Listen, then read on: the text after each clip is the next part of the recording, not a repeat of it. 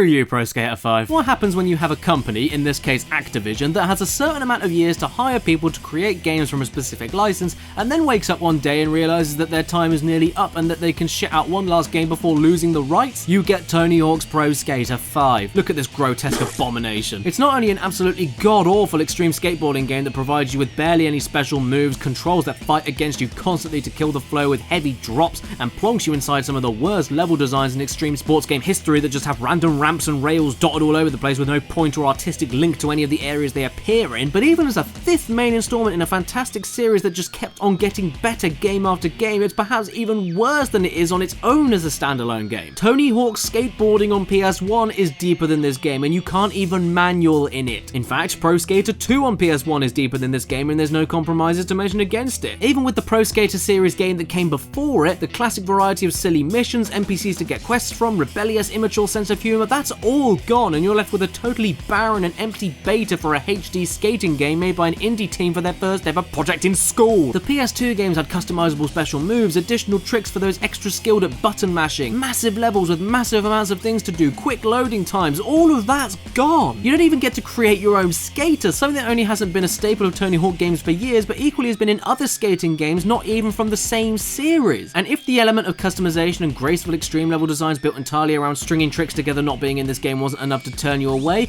then maybe the initial price tag and the fact that the game has some of the most ridiculous physics ever implemented into a game that causes the engine to totally shit itself multiple times is enough to. And can you see how blatantly lifeless and bad the game looks as a whole? There's no detail, no additional characters walking around, no distinguishable landmarks or insanely huge set pieces to do the best possible tricks on and have a blast. Nothing that justified its release price, the fact it's a fifth main installment plus the 16th mainline Tony Hawk game in general, and the fact it's a 2015 PS4 game. I regret ever spending a penny on this based entirely on my blind fanatic pretenses of what a PS4 version of the series could potentially be like, and to be greeted with this and then an objective marker that doesn't even work properly until you come to a complete halt at the exact point, followed by a boring mission we've seen done 1,000 times. I hope getting this game out was worth it, Activision. I hope you made a ton of money off of us gullible fans for your credibility to be forever shattered. I'd rather play Tony Hawk Ride.